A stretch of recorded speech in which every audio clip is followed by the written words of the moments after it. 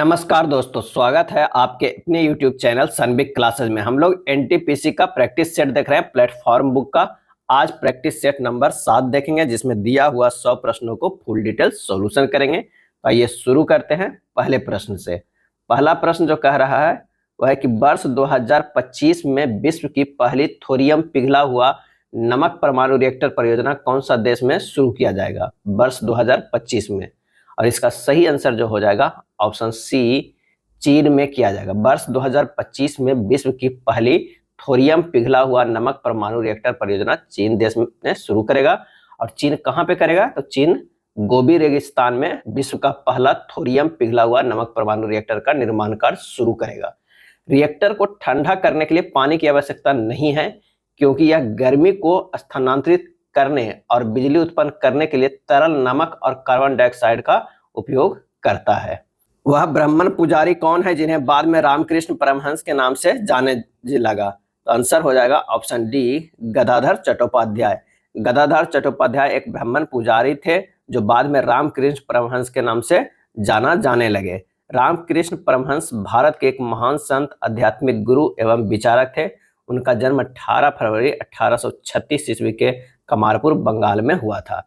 रामकृष्ण परमहंस के शिष्य विवेकानंद द्वारा रामकृष्ण मिशन की स्थापना कब की गई थी? तो 1897 ईस्वी में की गई थी। अगला है, किस उर्वरक को सोना के नाम से जाना जाता है? किस उर्वरक को सोना के नाम से जाना जाता है? और इसका सही आंसर हो जाएगा बी, यूरिया को।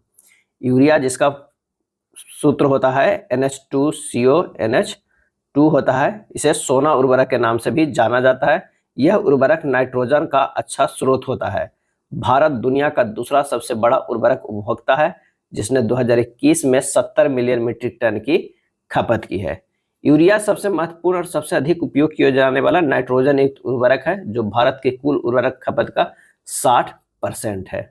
चलिए अगले प्रश्न पे चलते हैं कि सिंधु घाटी सभ्यता की विकसित अवस्था में निम्नलिखित में किस स्थल से घरों में कुओं के अवशेष मिले हैं? और इसका सही जवाब हो जाएगा ऑप्शन डी, मोहनजोदड़ो। सिंधु घाटी सभ्यता की विकसित अवस्था में मोहनजोदड़ो के घरों में कुओं के अवशेष मिले हैं। मोहनजोदड़ो को सर्वप्रथम खोज जो किए थे वो किसने किए थे? तो वो किए थे रखाल दास बनर्जी ने। रखाल दास बनर्जी ने खोज किए थे। और कब किए थे? तो 1922 ईस्वी में। मोहनजोदड़ो जो है सिंधु नदी के दाहिने तट पर स्थित है। सिंधी भाषा में मोहनजोदड़ो का शाब्दिक जो अर्थ होता है वो क्या होता है? मृतकों का टीला। क्या है? मृतकों का टीला। मोहनजोदड़ो का सर्वाधिक उल्लेखनीय स्मारकों में बृहत स्नानघर और अन्नागार है। मोहनजोदड़ो की यह विशाल स्नानागार धर्मानुष्ठान संबंधी स्नान के लिए जाना जाता था। अगला प्रश्न है कि 1929 के कांग्रेस अधिवेशन में पूर्ण स्वराज का पताका किसने उठाया था? 1929 के कांग्रेस अधिवेशन में पूर्ण स्वराज का पताका किसने उठाया था? और इसका सही आंसर हो जाएगा ऑप्शन बी, पंडित जवाहरलाल नेहरू ने। पंडित जवाहरलाल नेहरू ने इस अवसर पर कहा था कि एक बार फिर आपको याद रखना है कि यह झंडा फहरा दिया गया है। जब तक एक भी हिंदुस्तानी मर्द, औरत, बच्चा जिंदा है, यह तिरंगा झुकना नहीं चाहिए। 26 जनवरी 1930 को प्रथम स्वाधीनता दिवस संपूर्ण देश में मनाया गया। अगला है, भारत में लौह युग खाली स्थान काल से जुड़ा है, जो लगभग 1500 ईसा पूर्व से 600 ईसा पूर्व तक चला। और इसका सही आंसर हो जाएगा वैदिक। क्या है? वैदिक। भारत में लौह युग वैदिक काल से जुड़ा है, जो लगभग 1500 ईसा पूर्व से 600 ईसा पूर्व तक चला था। सैंधव सभ्यता के पश्चात भारत में जिस सभ्यता का विकास हुआ उसे वैदिक अथवा आर्य सभ्यता के नाम से भी जाना जाता है। वैदिक शब्द जो है विद धातु से बना है, जिसका अर्थ होता है ज्ञान, असीम ज्ञान होता है। नेक्स्ट है, अंत्योदय कार्यक्रम सर्वप्रथम किस राज्य में शुरू किया गया? अंत्योदय कार्यक्रम। और इसका सही आंसर हो जाएगा ऑप्शन डी, राजस्थान में। क्या है? राजस्थान में। अंत्योदय कार्यक्रम सर्वप्रथम राजस्थान राज्य में शुरू किया गया था। गरीबों के लिए स्वचालित यह योजना सर्वप्रथम राजस्थान राज्य में शुरू किया गया था। गरीबों के लिए संचालित यह योजना राजस्थान राज्य में शुरू किया गया था। राजस्थान में इस योजना को लागू होने के समय तत्कालीन मुख्यमंत्री जो थे वो भैरों सिंह शेखावत थे। भारत सरकार ने अंत्योदय कार्यक्रम कब शुरू किया था? ये शुरू किया था 25 दिसंबर 2000 ईस्वी को। काफी इंपॉर्टेंट डेट है, ये कई बार प्रश्न जो है वो पूछा गया है। प्रथम 10 अभाज्य संख्याओं का औसत कितना होगा? प्रथम 10 जो है अभाज्य संख्याओं का औसत कितना होगा? तो पहले प्रथम 10 अभाज्य संख्या कौन कौन हो जाएगा? तो ये हो जाएगा 2, 3, 5, 7, 11, 13, 17, 19, 23, 29। अगर योग इन सब का करें तो 129 आएगा। औसत की बात करते हैं तो औसत जो आएगा 129/10 बराबर 12.9 आएगा। आंसर जो हमारा हो जाएगा वो ए आएगा। 8 का कितना होगा? ए होगा। 3 मापने वाले टेप क्रमशः जो है वो 64 सेंटीमीटर, 72 सेंटीमीटर और 96 सेंटीमीटर लंबे है। वह सबसे कम लंबाई क्या है जिसे इनमें से किसी भी टेप द्वारा सटीक रूप से मापा जा सकता है? तो इन सब का जो है 64, 72 और 96 का क्या कर लीजिए? एलसीएम ले लीजिए। जब आप एलसीएम लीजिएगा तो ये आ जाएगा 576 सेंटीमीटर। तो ये जो सबसे मिनिमम है जिसे इन तीनों टेप से सटीक रूप से मापा जा सकता है।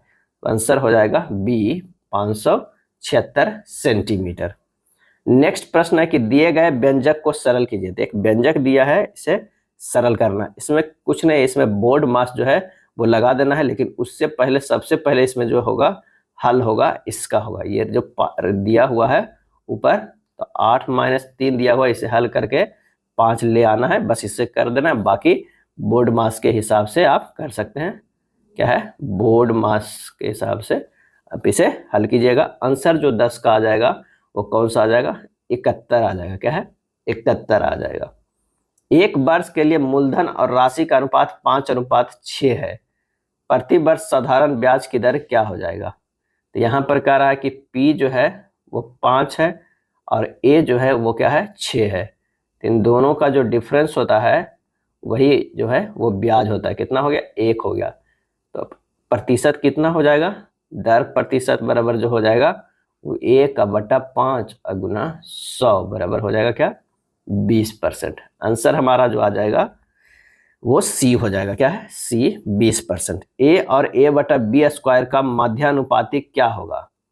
तो माध्यानुपाती बराबर होता है, माध्यानुपाती बराबर क्या होता है? √x/, यानी हो जाएगा √A × A/B² बराबर √A²/B² बराबर A/B। आंसर हमारा होगा कौन सा? सी हो जाएगा, 12 का सी। एक किताब को किसी मूल्य पर बेचने पर अंकिता को 10% का लाभ होता है। यदि किताब को दोगुने मूल्य पर बेचा जाता है तो अंकिता के लिए लाभ प्रतिशत क्या होगा? तो यहाँ पर कह रहा है कि ये क्रय मूल्य है, ये विक्रय मूल्य है और ये लाभ परसेंटेज है। अगर क्रय मूल्य मान लिया कि 100 है तो विक्रय मूल्य कितना है?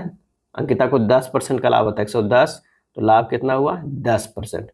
अब कह रहा है ये किताब को दुगने मूल्य पर बेचा गया, तो कितना? दुगने मूल्य पर बेचा गया, यानी ये 100 ही, इसमें क्या हो जाएगा? ये क्रय मूल्य जो है वो 100 ही रह गया, लेकिन ये जो बेचा गया है वो दुगने मूल्य पे बेचा गया, यानी 220 में बेचा गया। तो ये जो हो गया लाभ परसेंट कितना हो जाएगा? 120% हो गया। क्या? 120% हो गया। तो कह रहा है दोनों मूल्य बेचा जाता है तो अंकिता के लिए लाभ प्रतिशत क्या होगा? तो लाभ प्रतिशत बराबर जो हो जाएगा वो 120% हो जाएगा। तो आंसर हमारा कौन सा आ जाएगा? बी आ जाएगा। क्या हो जाएगा? बी आ जाएगा। यहाँ देखिए पहले क्या था कि 100 क्रय मूल्य था, 10% का लाभ होता है तो 110 में बेचा गया, लेकिन अब किताब को दोगुने मूल्य पर बेचा जाता है तो ये दुगना कर दिया गया। जो 110 पे बेचा जाता है तो 220 पे, लेकिन क्रय मूल्य अभी भी 100 ही है, तो लाभ जो हो गया वो कितना हो गया? 120% हो गया। तो आंसर हमारा बी आ गया। चलिए नेक्स्ट प्रश्न है 14 नंबर। नीचे दी गई तालिका में वर्ष 2016 के आयु वर्ग के अनुसार एक कस्बे की कुल जनसंख्या की प्रतिशत को दर्शाती है। कस्बे में 40 वर्ष से कम आयु के 2200 बिलियन लोग हैं। 40 से 50 आयु वर्ग में कितने बिलियन लोग हैं ये हमें बताना है। तो हो जाएगा क्या प्रश्न में कि 40 वर्ष से कम आयु के लोगों को प्रतिशत कितना है? तो वो है 35 + 18.5 + 12.5, यानी टोटल जो है वो 66% है ना। 40 वर्ष से कम आयु के लोगों को प्रतिशत कितना हो गया? 66%। और 66% बराबर जो है वो दिया हुआ है 2200 मिल, क्या है? 2200 बिलियन दिया हुआ है। तो 1% बराबर हो जाएगा कितना? 100/3 हो जाएगा। अब कह रहा है कि 40 से 50 यानी 40 से 50 आयु वर्ग के लोगों की संख्या कितनी हो जाएगी? तो ये होगा कितना? 100/3 अगुना कितना है? 25.77। क्या है यहाँ? 25.77। तो ये हो जाएगा 859 बिलियन। तो आंसर हो जाएगा ए। कितने बिलियन हो जाएगा? 859। नेक्स्ट है 15 नंबर क्वेश्चन कि पी, क्यू और आर एक काम को क्रमशः 6 दिन, 12 दिन और 15 दिन में पूरा कर सकते हैं। पी अकेले पहले, चौथे, 7वें खाली स्थान दिन काम करना शुरू करता है। क्यू अकेले दूसरे, 5वें, 8वें दिन काम करता है और आर अकेले तीसरे, 6ठे और 9वें दिन काम करता है। यह पैटर्न काम पूरा होने तक जारी रहता है। पूरा काम कितने समय में पूरा किया जाएगा ये बताना है, यानी कितने दिनों में। तो सबसे पहले पी जो है वो 6 दिन में काम करता है, क्यू जो है वो 12 दिन में और आर जो है वो 15 दिन में। अगर इन सब का एलसीएम लिया जाए, एलसीएम, तो ये हो जाता है 60, जो कि कितना निकल के आता है? एलसीएम कुल कार्य निकल कर आता है। अब इसका क्षमता हो जाएगा कितना? तो इसका क्षमता हो गया 10, इसका क्षमता हो गया 5, इसका क्षमता हो गया, क्या हो गया? 4 हो गया। पहले 9 दिन कार्य जो हुआ, कार्य होगा तो कितना हो जाएगा? तो पहले 9 दिन कार्य में 10 अगुना क्या हो जाएगा? 3। पहले, चौथे और 7वें दिन है, यानी 3 दिन ये करता है तो 10 गुना 3 हो जाएगा। प्लस 3 दिन क्या करता है? क्यू करता है तो 5 गुना 3 हो जाएगा। 3 दिन आर करता है प्लस 4 गुना 3 हो जाएगा, यानी कितना हो गया? ये 57 यूनिट हो गया। 57 यूनिट तो काम हो गया। अब था कितना? 60 था, उसमें से 57 यूनिट हो गया, बचेगा क्या है? 3। क्या है? 3 कार्य बच गया है। अब कह रहा है कि यह पैटर्न काम पूरा होता है। अब कौन करेगा? फिर से पी किया, क्यू किया, आर किया, अब क्या कौन करेगा? पी करेगा। ठीक है, तो पी करेगा। पी के क्षमता 10 है, काम बचा है 3, तो 3/10 जो है वो और दिन लगेगा पी को करने में। तो कुल समय कितना लगा? कुल समय 3-3 दिन तो कर लिया तीनों, तो 9 दिन और प्लस पी एक्स्ट्रा जो किया तो 3/10, यानी 9.3/10 हो जाएगा। आंसर जो हमारा हो जाएगा वो कौन सा होगा? सी होगा। 15 के सी होगा। कंप्यूटर में EBCDIC का अर्थ क्या है? इसका सही आंसर जो हो जाएगा वो हो जाएगा A, extended binary coded decimal interchange code. Extended binary coded decimal interchange code, यह एक कैरेक्टर इनकोडिंग सिस्टम है जिसे 1960 के दशक में IBM द्वारा विकसित किया गया है। EBCDIC का उपयोग मेन फ्रेम कंप्यूटर सिस्टम में व्यापक रूप से किया जाता है। अगला है क्लाउड कंप्यूटिंग क्या है? क्लाउड कंप्यूटिंग क्या है? और इसका सही जवाब हो जाएगा सी, कंप्यूटिंग का एक रूप है जिसमें डेटा और सेवाओं तक इंटरनेट के माध्यम से पहुंचा जाता है। क्लाउड कंप्यूटिंग की आधारित जेसी लिबिल्डर ने 1960 के दशक में किया था। जेसी लिबिल्डर ने 1960 के दशक में किया था। संचार, सुरक्षा और डेटा भंडारण के लिए क्लाउड कंप्यूटिंग आधुनिक प्रौद्योगिकी का एक अनिवार्य जो है वो क्या है? हिस्सा है। चलिए नेक्स्ट प्रश्न देखते हैं। NAT नेटवर्क एड्रेस ट्रांसलेशन का उद्देश्य क्या है? और इसका सही आंसर हो जाएगा निजी IP पते को सार्वजनिक IP पते में बदलने के लिए। NAT नेटवर्क एड्रेस ट्रांसलेशन का उद्देश्य निजी IP पते को सार्वजनिक IP पते में बदलने के लिए किया जाता है। यह स्थानीय नेटवर्क के अंदर कई निजी पतों को इंटरनेट पर जानकारी स्थानांतरित करने से पहले सार्वजनिक IP पते पर मैप करने का एक जो है ये तरीका है। ऐसा संगठन जो चाहता है कि कई डिवाइस एक ही IP पते का उपयोग करें वे NAT का उपयोग करते हैं, जैसा कि अधिकांश घरेलू राउटर करते हैं। नेक्स्ट है वह विकल्प चुने जो तीसरे शब्द में उसी प्रकार संबंधित है जिस प्रकार दूसरा शब्द पहले शब्द से है। तो चूजा जो है वो झुंड, तो भालू जो है वो क्या होगा? तो ये होगा टोहिया। क्या होगा? टोहिया। जिस प्रकार चूजा के समूह को झुंड कहा जाता है, ठीक उसी प्रकार भालू के समूह को टोहिया कहा जाता है, टोहिया। नेक्स्ट है किसी विशिष्ट कूट भाषा में रीजन को इस तरह लिखा जाता है, हेल्दी को इस तरह लिखा जाता है, उसी भाषा में इसको कैसे कूटबद्ध किया जाएगा? आइए यहाँ पर लिखते हैं REASON। ये है 5 4 10 1 2 9 है। यहाँ पर अगर हम गौर से देखते हैं तो आर का जो है मान क्या होता है, आर का मान होता है 18। क्या है? 18। एन इसका मान जो होता है ई का ए का एस का मान कितना होता है? 19 होता है। आप पहले कॉन्सोनेंट का मान दे दीजिए। ओ का क्या हो जाता है? वो वोवेल है, छोड़ दीजिए। एन का क्या होता है? 14 होता है। यहाँ हम देखते हैं कि अगर ये एन है, इसे जोड़ देते हैं, 1 + 4 तो ये 5 हो जाएगा। एस में 19 है, ठीक है, तो 19 को अगर क्या है जोड़ेंगे, यहाँ तक तीसरे अक्षर में कितना है? 9 + 1 तो ये 10 आ रहा है। यहाँ तो है वो 4 है। आर जो है वो 18 है। अगर इधर किया जाए तो यहाँ पर जो है 1 + 8 आ रहा है 9। अब वोवेल के हमें देखना है कि वोवेल को क्या किया गया। अगर मान लिया कि वोवेल को हम दे देते हैं ए बराबर 1, ई बराबर 2, ए ई आई ओ यू जो है ये 1 2 3 4 5 देते हैं, तो ई का मान क्या हो गया? 2 हो गया। क्या है? ई का मान 2 हो गया। और यहाँ से ये डायरेक्ट ये 2 लिखा गया है। ए का मान 1 होता है तो ये डायरेक्ट 1 लिखा गया है। उसी तरह ओ का मान 4 होता है तो ये 4 लिखा गया। यानी यहाँ पर क्या गया कि वोवेल के जो मान है वही लिखे, और जो कॉन्सोनेंट के है वो 1 प्लस जितना अगर 2 डिजिट में है तो उससे दोनों डिजिट को जोड़ के लिखना है। लेकिन इससे भी देखना है कि हेल्दी में क्या इसी तरह कोई पैटर्न बन रहा है। तो ये हेल्दी को देख लेते हैं।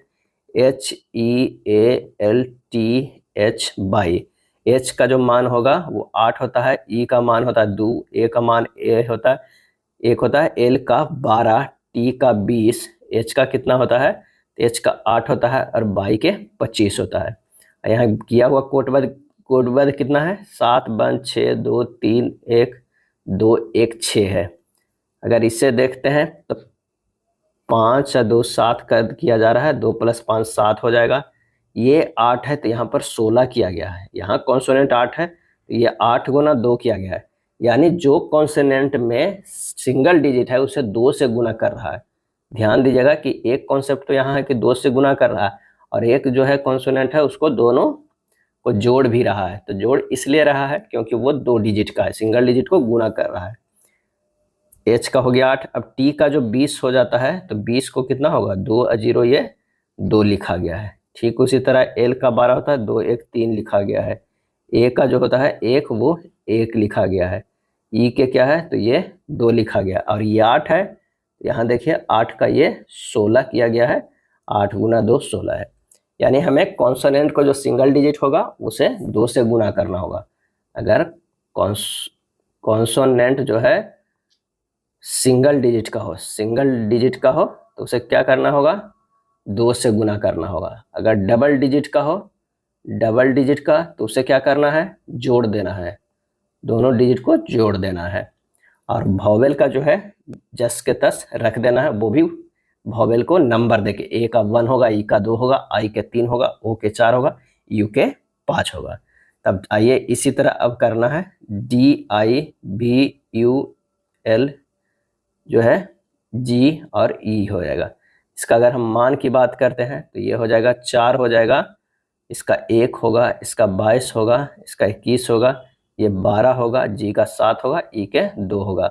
यहाँ पर क्या करते हैं कि 2 को डायरेक्ट लिखेंगे, जी को जो है 7 दूनी 14 लिखेंगे, ये 12 है, 2 1 3 लिखेंगे, और ये 21 है, कितना है? भी और यू है, ये क्या है? यू का जो मान होता है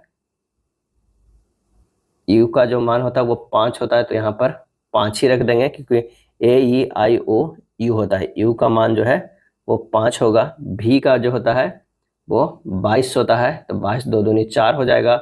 और ए क्या है? DI है, आई का जो मान होगा वो कितना है?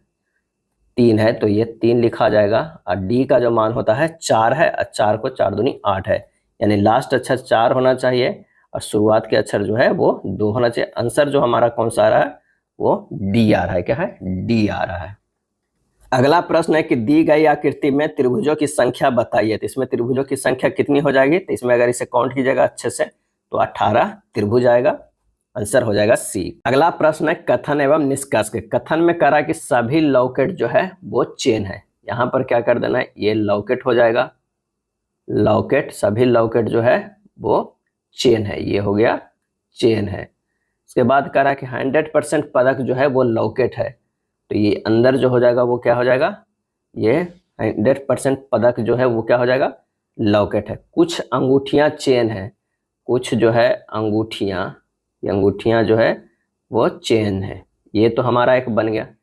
तो इसका हो जाएगा निष्कर्ष में सभी चेन पदक है, सभी चेन पदक है, ये गलत है। दूसरा है सभी पदकों की अंगूठियां होने की संभावना है, संभावना पूछ रहा है, तो ये कैसे भी तो बन सकता है, जो अंगूठिया यहाँ बना है वो अंगूठी ऐसे भी तो बन सकता है, ये भी तो हो सकता है अंगूठियां, ये भी तो अंगूठियां बन सकता है, तो संभावना बन सकता है, इसलिए ये जो है वो सही हो जाएगा। आंसर जो हमारा हो जाएगा वो ए हो जाएगा। केवल निष्कर्ष जो है सेकेंड अनुसरण करता है। सुमित की ओर इशारा करते हुए अनुज ने कहा, सुमित की ओर जो है इशारा करते हुए अनुज ने कहा, यह है अनुज। कह रहा है कि वह मेरी माँ, अनुज की जो माँ कोई है ना, वह मेरी माँ के पिताजी, माँ के जो है वो क्या है, पिताजी, पिताजी कोई है, पिताजी के बेटे, पिताजी के कोई क्या है, बेटे, ये पिताजी के बेटे के भाई, बेटे के जो है भाई, बेटे के भाई का बेटा है, का जो हो जाएगा यहाँ पर वो बेटा हो जाएगा, क्या है, बेटा हो जाएगा। और वो कौन है, सुमित, क्या है, सुमित। कह रहा है वह मेरी माँ के पिताजी के बेटे के भाई का बेटा है। यदि विनीता, जिसकी शादी कार्तिक से हुई है, यदि जो है वो विनीता कार्तिक से शादी हुई है, अनुज की माँ है, यानी अनुज की माँ जो हो जाएगी वो कौन सा होगी, विनीता, ये जो है विनीता हो जाएगी। और जिसकी शादी जो हुआ है किससे हुआ है, कार्तिक से हुआ है, कार्तिक से। अनुज की माँ है तो विनीता का सुमित से क्या संबंध है, तो यहाँ कह रहा है कि विनीता का जो है सुमित से क्या संबंध है, इन दोनों के बीच में जो है वो संबंध के बारे में बताया गया। अब देखिए विनीता के पिताजी कोई है, उनके बेटे हैं, तो ये जो लग जाएगी वो क्या लग जाएगी, बहन लग जाएगी, है ना, बहन लग जाएगी, तो मतलब भाई के भाई का बेटा है। तो पूछ रहा है सुमित से क्या संबंध है, यहाँ ये देखिएगा से जो लगा हुआ किसे, सुमित से क्या संबंध है, विनीता है, यानी पिता हुआ, पिता के भाई के बहन, या अपने माने पिता की बहन, यानी पिता की बहन जो हो गए फुआ लग गए, तो आंसर जो हमारा हो जाएगा ए हो जाएगा, पिता की बहन लग गए ये। से देखिएगा ना कि विनीता के तरफ से देखिएगा, सुमित से ही देखिएगा, तो सुमित के पिता जो हो गए कोई ये है, इसके भाई के बहन है, यानी इनके भी बहन है, तो आंसर हमारा हो जाएगा ए, पिता की बहन। 25 नंबर प्रश्न है कि नीचे 4 वर्ण समूह दिए गए हैं जिनमें से 3 संदर्भ में एक समान है और उनमें एक असंगत है। असंगत वर्ण समूह को जो है हमें क्या करना है, चयन करना है असंगत का। तो आइए देखते हैं क्या है। एफ से जो है वो क्या है, एफ से एच है और एच से डी है और डी से जे है। पहला में ये +2 किया गया है, ये -4 किया गया है, ये +6 किया गया है। दूसरा में देखते हैं पी से जो है +2 करेंगे तो आर से -4 किया गया है तो एन, और एन से +6 किया गया है तो वो टी है। उसी तरह एल से एन प्लस जो है 2 है, एन से जे जो है वो क्या है -4 है, और जे से पी जो है +6 है। इसमें देखते हैं जी से आई जो है वो +2 है, आई से ई जो है -4 है, और ई से बाई जो है -6 है। सब में +6 था, इसमें माइनस जो है 6 है, तो आंसर हमारा हो जाएगा कौन सा, डी हो जाएगा। किस केंद्रीय मंत्री को टाइम मैगजीन की एआई की सबसे प्रभावशाली व्यक्तियों की सूची में शामिल किया है, और इसका सही आंसर हो जाएगा ऑप्शन सी, अश्विनी वैष्णव को। किसे शामिल किया गया, अश्विनी वैष्णव को शामिल किया गया है, सी है। ईपीसीजी का पूर्ण रूप क्या है, ईपीसीजी का पूर्ण रूप क्या है, और इसका आंसर हो जाएगा C, export promotion capital goods, export promotion capital goods है। ईपीसीजी योजना गुणवत्तापूर्ण सामान के निर्माण के लिए पूंजीगत वस्तुओं के आयात को सुविधाजनक बनाने और भारत के निर्यात की प्रतिस्पर्धा बढ़ाने में मदद करती है। ईपीसीजी योजना वर्ष 1990 के दशक में वस्तुओं और सेवाओं के उत्पादन गुणवत्ता बढ़ाने के उद्देश्य से पूंजीगत वस्तुओं के आपात की सुविधा हेतु जो है शुरू की गई थी। नेक्स्ट है, भारतीय संविधान की प्रस्तावना में निम्नलिखित में से किन महान आदर्शों का उल्लेख है? और इसका सही आंसर हो जाएगा ए, विचार, अभिव्यक्ति, विश्वास, आस्था और उपासना की स्वतंत्रता। प्रस्तावना में प्रतिष्ठा और अवसर की समता उल्लेखित है। प्रस्तावना को संविधान का जो है वो आत्मा कहा जाता है। संविधान की प्रस्तावना में नागरिकों के 3 प्रकार के न्याय सामाजिक, आर्थिक एवं राजनीतिक सुनिश्चित कराती है। अगला है, फरैज आंदोलन की शुरुआत किसने की? फरैज आंदोलन की। और इसका सही आंसर हो जाएगा ऑप्शन ए, हाजी शरीयतुल्लाह ने। फरैज आंदोलन की शुरुआत हाजी शरीयतुल्लाह ने किया है। इसके प्रचार प्रसार में शरीयतुल्लाह के पुत्र मोहम्मद मोहसिन यानी दादू मियाँ का प्रमुख जो है वो योगदान था। ये कब शुरू है? 1838 से 1857 ईस्वी के बीच। फरैज आंदोलनकारी सामाजिक, धार्मिक एवं राजनीतिक परिवर्तन के समर्थक थे। यह आंदोलन अंग्रेजों को बंगाल से बाहर निकालने एवं जमींदारों के बढ़ते अत्याचारों के विरुद्ध था। ब्रिटिश शासनकाल में संविधान के विकास में कौन सा कानून ऐतिहासिक नहीं था?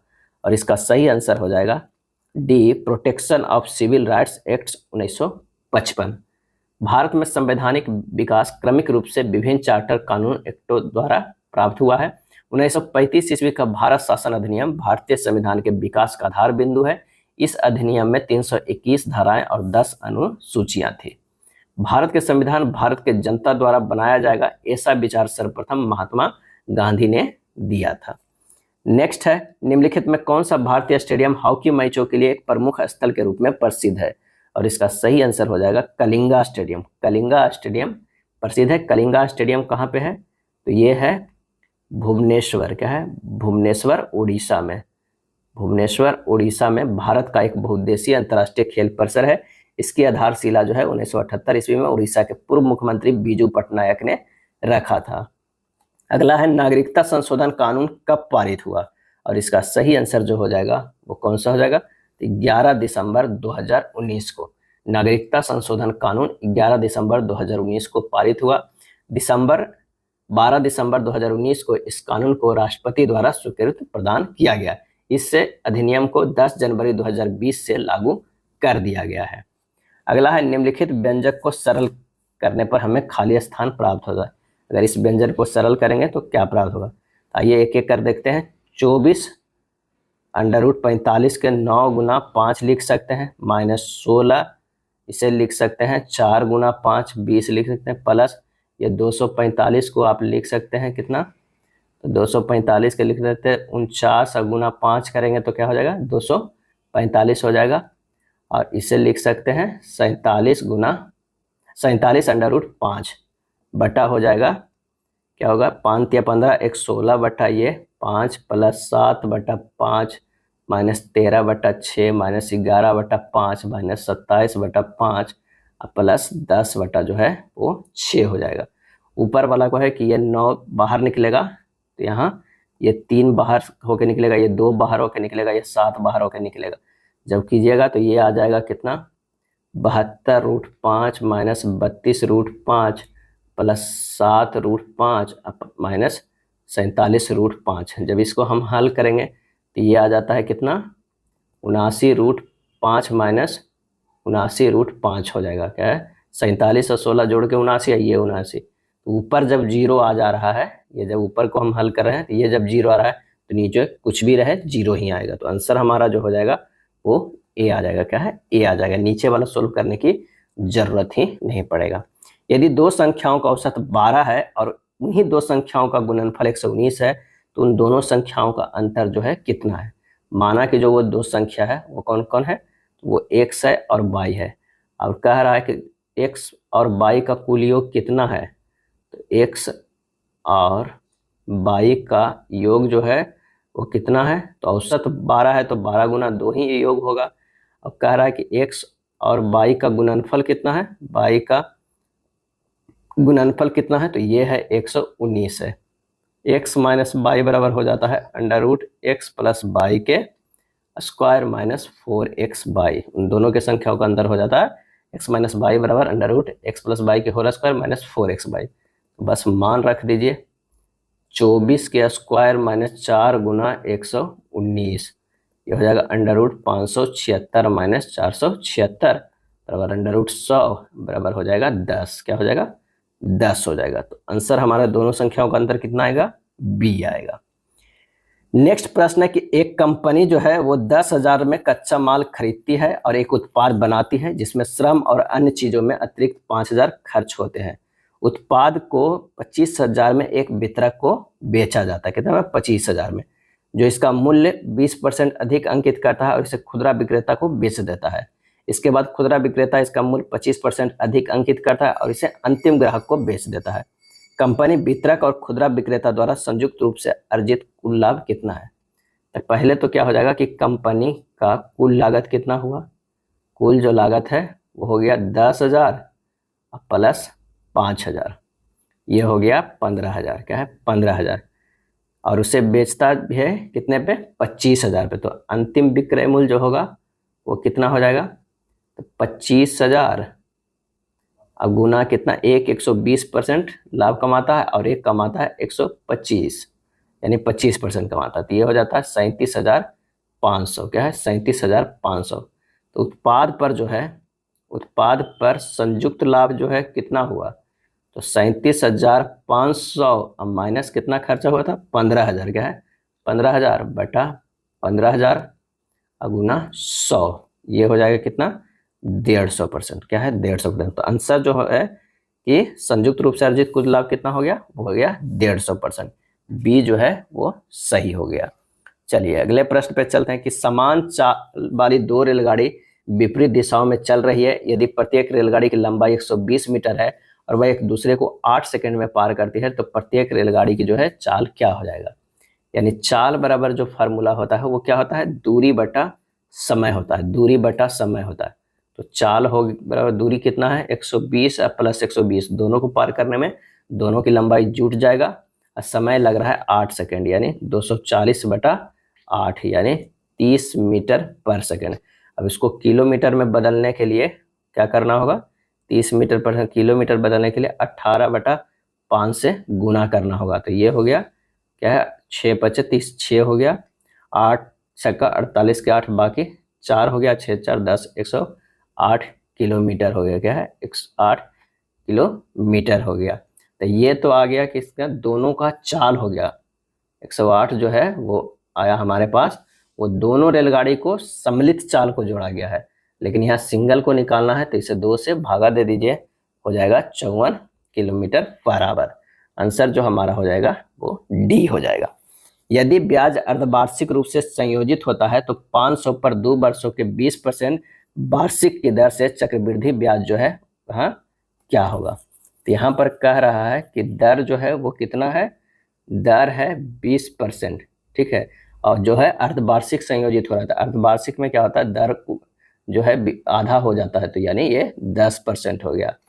अब समय जो है वो क्या है? समय है 2 वर्ष कह रहा है, 2 वर्ष कह रहा है, यानी ये जो हो जाएगा वो 4 छमाही हो जाएगा। क्या है? 4 छमाही हो जाएगा। अब मूलधन जो कितना है वो 500 है। क्या है? 500 है। तो यहाँ पर दर को 10 को लिख सकते हैं 1/10। तो एक ये होता है मूलधन और ये है मिश्रधन। अगर मूलधन पहले साल 10 है तो मिश्रधन जो हो जाता है 11 हो जाता है। दूसरे साल 10 है तो 11 होगा, दूसरे 10 है तो 11 होगा। ये 6 महीना पे चल रहा है, साल में नहीं चला। ये 11 हो जाएगा। इसे करिए, एक पर जो है कितना है? 4 शून्य, और जब इसे गुना करेंगे तो ये कितना हो जाएगा? ये हो जाएगा 14,641। मिश्रधन इतना है, मूलधन इतना है, तो ब्याज कितना होगा? इन दोनों के डिफरेंस हो जाएगा, यानी 4641 रुपये हो जाएगा। लेकिन मूलधन जो है हमारा ये तो इतना इकाई हुआ, दिया हुआ है 500। ये 500 कैसे आ जाएगा? तो अगर मान लिया कि 1/20 से इसे क्या करेंगे? काटेंगे, तो ये हमारा 500 आ जाएगा। 0 से 0 1 कटेगा, 1000 का ही 500 आ जाएगा। तो इसे भी तो गुना 1/20 करना होगा। इसे 1/20 करते हैं तो ये लगभग जो आ जाएगा 232 के करीब आ जाएगा। तो आंसर जो हमारा कितना हो जाएगा? 232.50। ये जो है हमारा सही आंसर हो जाएगा। चलिए नेक्स्ट प्रश्न है कि निम्नलिखित दंड आलेख में वर्ष 2006 से 2009 के दौरान एक स्कूल में लड़के और लड़कियों का नामांकन को दर्शाया गया है। दंड आलेख का ध्यानपूर्वक अध्ययन कीजिए और नीचे दिए गए प्रश्नों को उत्तर दीजिए कि 2006 से 2009 के सभी वर्षों में नामांकित लड़के और लड़कियों की कुल संख्या का अनुपात जो है वो क्या है? तो सभी वर्षों में नामांकित लड़कों की संख्या कितना है? वो है 400 प्लस 600 प्लस 700 प्लस 800 बराबर कितना हो गया? 2500 हो गया। और सभी वर्षों में नामांकित लड़कियों की संख्या, तो ये 300 प्लस 600 प्लस 500 प्लस 600, ये हो गया 2000। क्या है? ये हो गया लड़कियां और ये हो गया लड़कों। अब अनुपात कर देना है, तो 2500 अब बटा 2000, ये 2 कट गया, ये 25 बटा जो हो जाएगा 20 हो जाएगा, ये 5 और इसे 4 से काट दीजिए, 5:4 होगा। आंसर हमारा जो हो जाएगा वो क्या होगा? ए होगा। चलिए 39 नंबर प्रश्न पे चलते हैं कि एस का क्रमशः हिंदी, अंग्रेजी, गणित, भौतिकी और रसायन विज्ञान में 65, 74, 62, 68 और 68 अंक मिलते हैं। गणित, हिंदी और अंग्रेजी में उसके औसत अंक, गणित, भौतिकी और रसायन विज्ञान में उसके औसत अंकों का से कितना अधिक है, ये बताना है। तो गणित, हिंदी, अंग्रेजी में औसत है तो वो है 62 प्लस 74 प्लस 65 अब बटा 3 बराबर 201 बटा 3 यानी 67 हो जाएगा। और गणित, भौतिकी और रसायन विज्ञान में तो वह 62 प्लस 68 प्लस 68 बटा 3 यानी 198 बटा 3 यानी ये 66। तो 67 माइनस 66 कितना हो गया? 1 का डिफरेंस। आंसर जो हमारा हो जाएगा वो ए हो जाएगा। क्या है? ए हो जाएगा। 40 नंबर प्रश्न करा कि त्रिभुज ABC के भुजा BC का मध्य बिंदु जो है वो D है। मान लीजिए एक त्रिभुज है ये ABC, क्या है? ये त्रिभुज A है, B है, C है। अब कह रहा है कि इसके मध्य बिंदु जो है वो D है। इसके मध्य बिंदु क्या है? वो है D है। भुजा AC पर बिंदु E है। कोई भुजा पर बिंदु जो है वो E है। इस तरह स्थित है कि CE बराबर जो हो जाएगा 1/3। CE बराबर जो हो जाएगा वो 1/3 हो जाएगा। BE एंड AD एक दूसरे को बिंदु G पर प्रतिच्छेदित करती है, यानी यहाँ पर जो प्रतिच्छेदित करती है वो G पर करती है। तो AG बटा GD क्या होगा? यानी हमें निकालना होगा क्या है? AG बटा GD। तो यहाँ पर जो है दिया हुआ क्या क्या दिया हुआ है कि BD अनुपात CD बराबर जो दिया हुआ है वो 1:1 है, और AC अनुपात CE बराबर दिया हुआ है 3:1।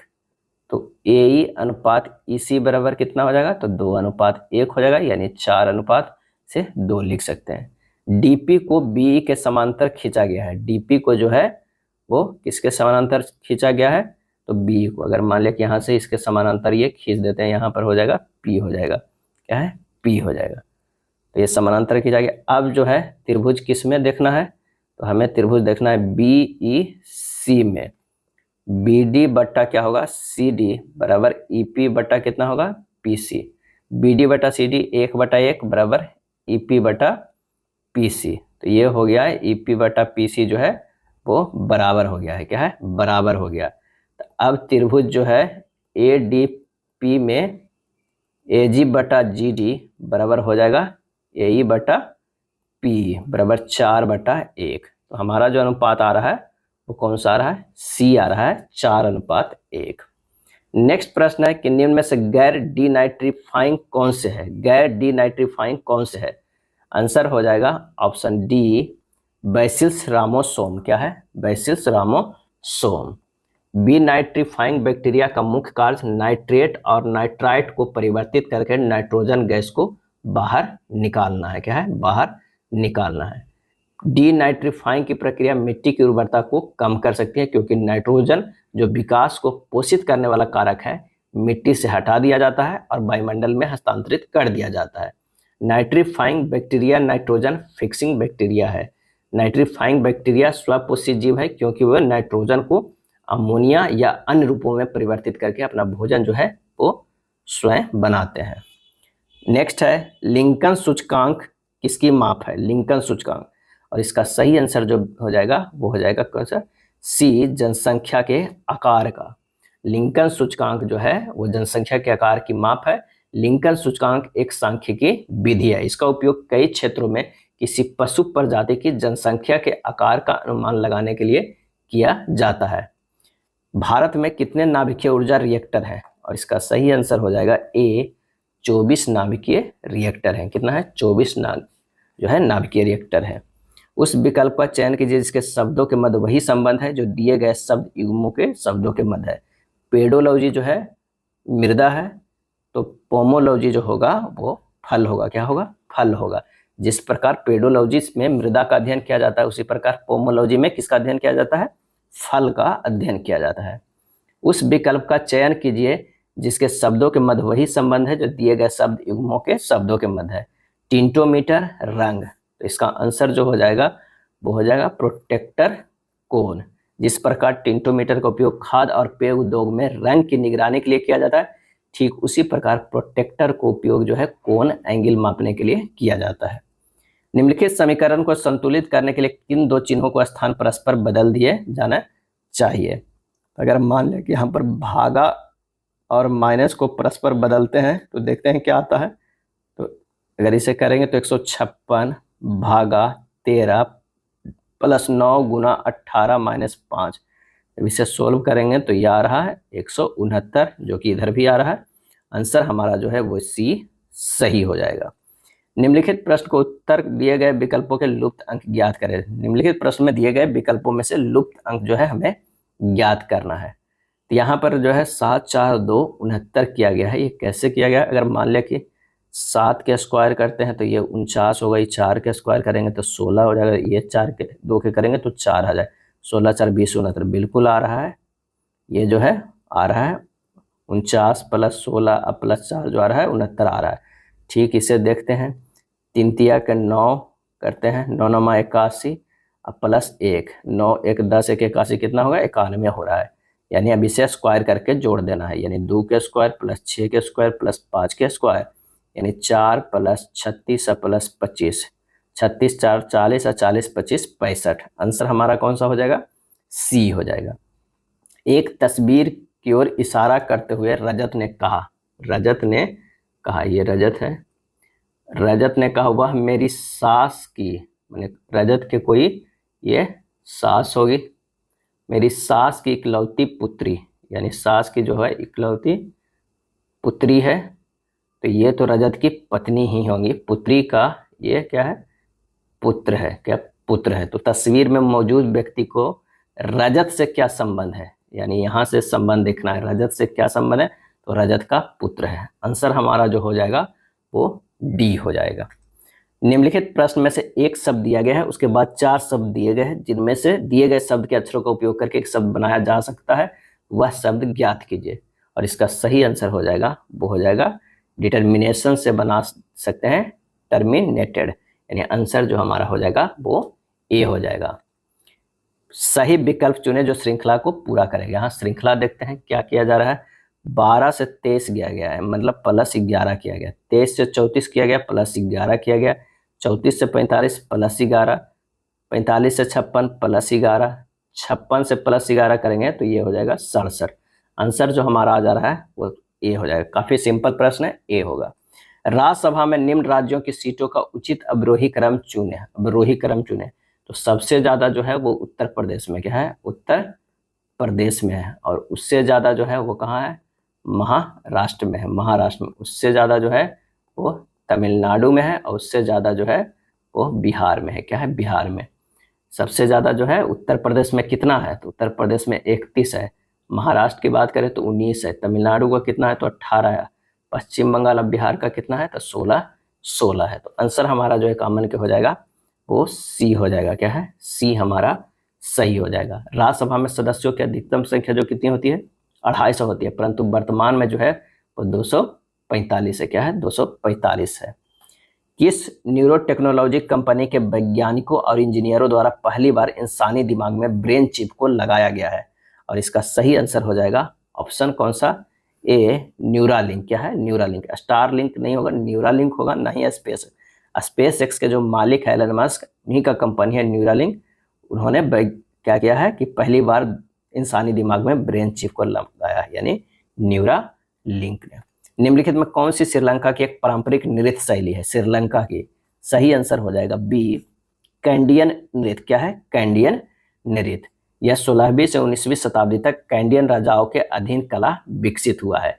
इसकी 4 अलग अलग किस्में हैं, पैंथेरू, नेयाडी, उडेकी और बेस है। रत्नद्वीप, पूरब का मोती, सिंहल द्वीप, तपोवन जैसे नामों से अभिहित श्रीलंका जो है एक द्वीपीय देश है। श्रीलंका के कई नाम है, रत्नद्वीप, पूरब की मोती, सिंहल द्वीप, तपोवन जैसे नाम है।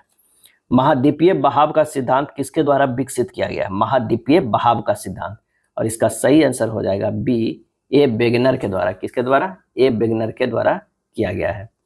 सुंडा ट्रेंच किस द्वीप के समानांतर स्थित है? सुंडा ट्रेंच, इसका सही आंसर हो जाएगा सी, सुमात्रा का है, सुमात्रा। सुंडा ट्रेंच को जावा गर्त के नाम से भी जाना जाता है। सुंडा ट्रेंच हिंद महासागर में अवस्थित सबसे जो है वो गहरा गर्त है, और विश्व का सबसे गहरा गर्त प्रशांत महासागर में अवस्थित मेरियाना गर्त है। अगला है, किस सेना की 25वें महानिदेशक राकेश पाल का चेन्नई में हृदयघात से निधन हो गया? और इसका आंसर हो जाएगा भारतीय तटरक्षक बल, आंसर होगा ए। किस ग्रह का घनत्व सबसे कम है? घनत्व जो है सबसे कम किसका है? तो वो हो जाएगा शनि का। शनि ग्रह का घनत्व सबसे कम है। शनि ग्रह आकार में दूसरा सबसे बड़ा ग्रह है तथा सूर्य से दूरी के क्रम में वो 6ठे स्थान पे है। शनि ग्रह के चारों ओर वलयों को पाया जाना इसकी प्रमुख जो है वो विशेषता है।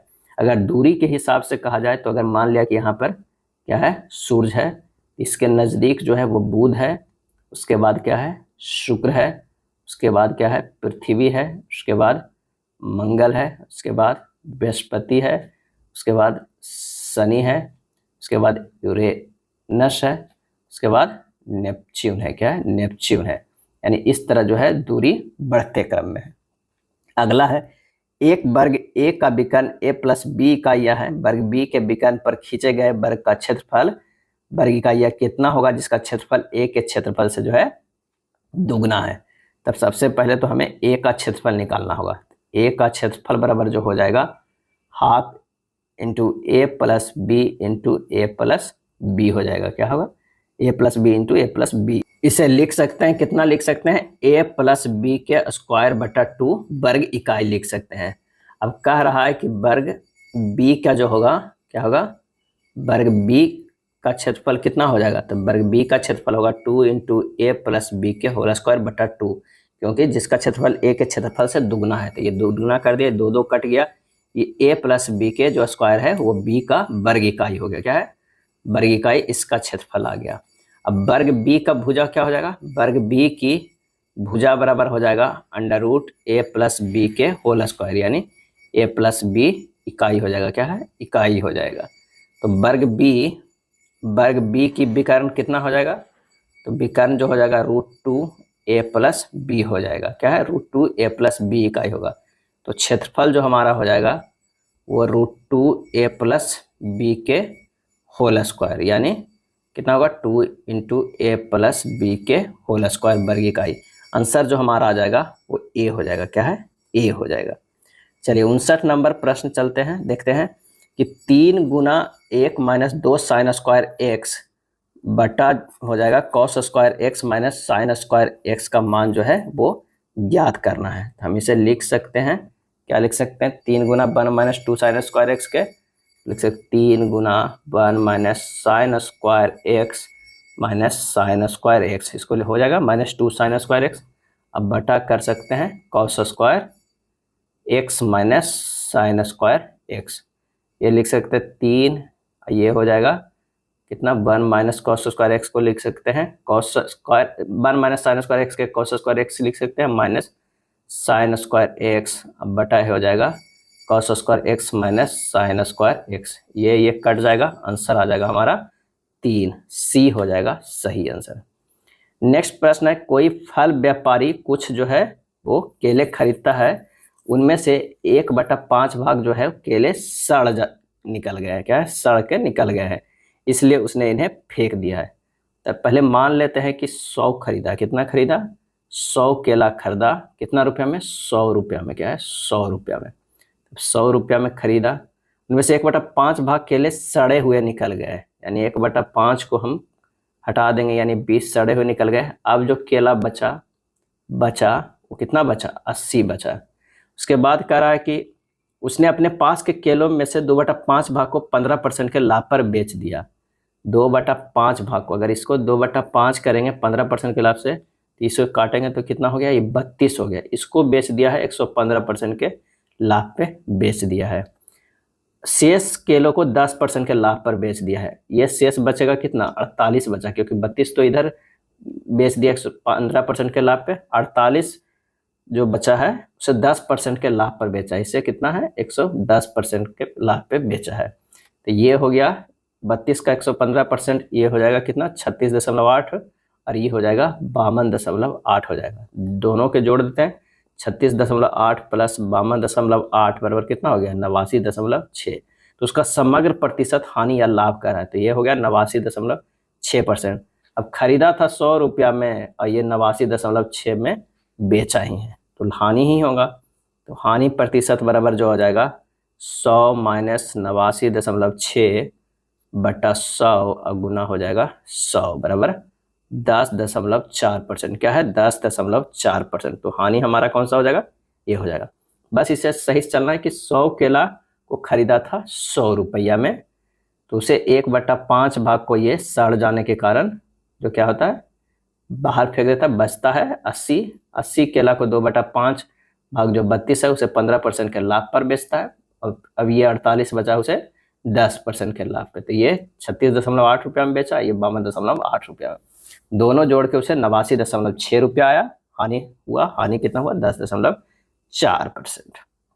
अगला है ए, बी और सी ने किसी वर्ष की शुरुआत में एक व्यवसाय क्रमशः 40,000, 48,000 और 80,000 जो है वो निवेश किया है। 6 महीने के बाद वर्ष के शेष समय के लिए ए ने हर महीने 4,000 मिलाए, बी ने हर महीने 4,000 मिलाए, सी ने हर महीने 4,000 निकाले।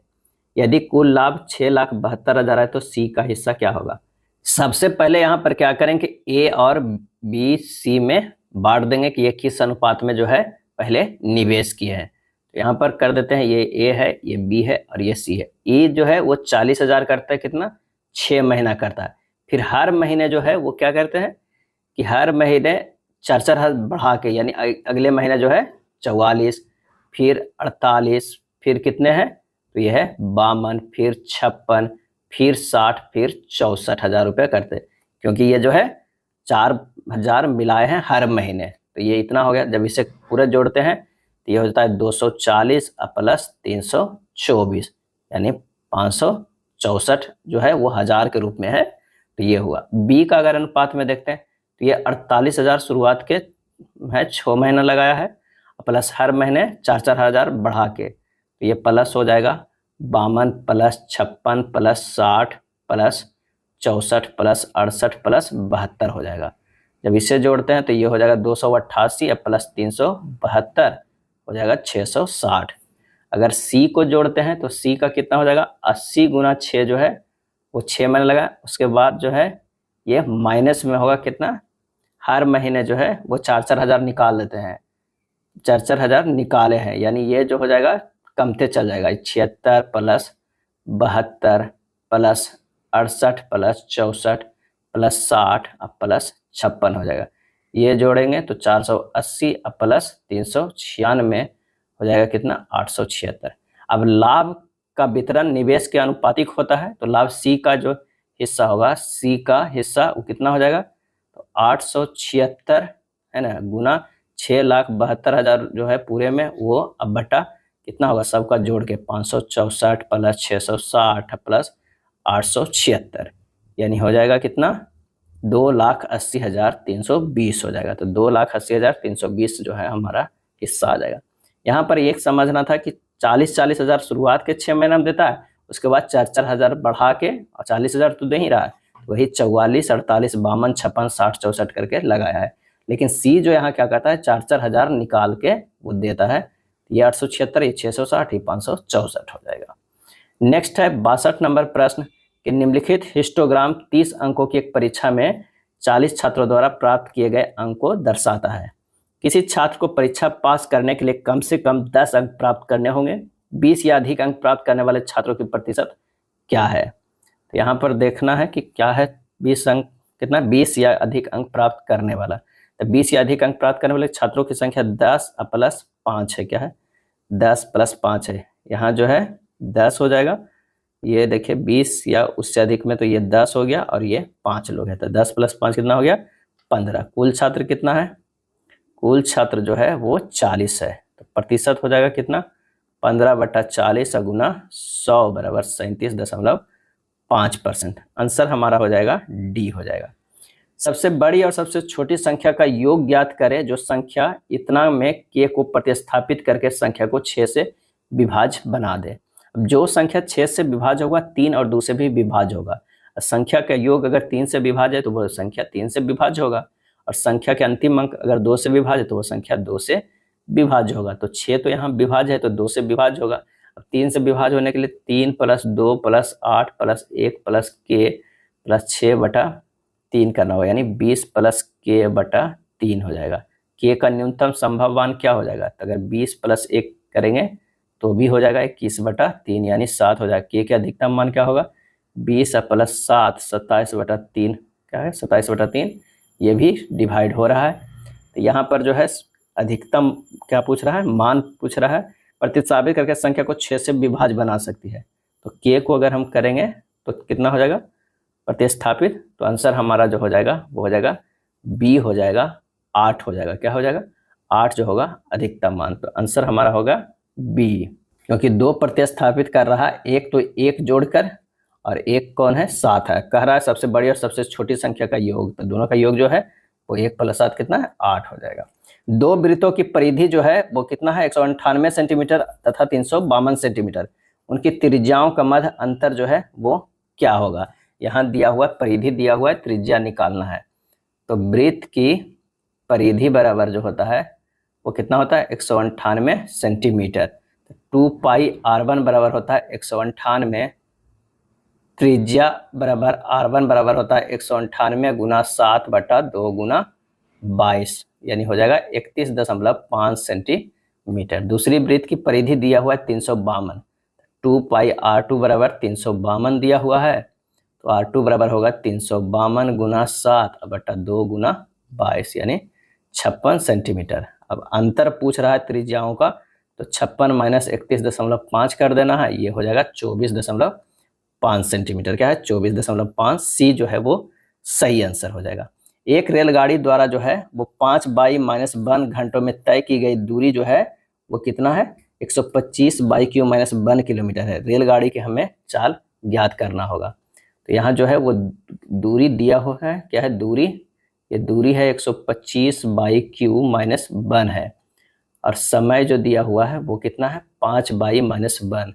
तो चाल बराबर जो होता है वो दूरी बटा समय होता है, दूरी बटा समय, यानी 125/q-1 बटा 5/-1, यानी 5 के होल क्यूब माइनस 1 के क्यूब बटा 5/-1। तो इसे लिख सकते हैं 5/-1 इंटू हो सकता है 5 के स्क्वायर माइनस 5 गुना 1 प्लस 1 के स्क्वायर बटा ये हो जाएगा 5/-1, ये कट जाएगा, बच जाएगा हमारे पास कौन सा, तो ये बच जाएगा 5/² 25/² माइनस 5 ये हो जाएगा सी जो हमारा सी नहीं बी जो हमारा है वो बच जाएगा। क्या है बी जो है सही हो जाएगा।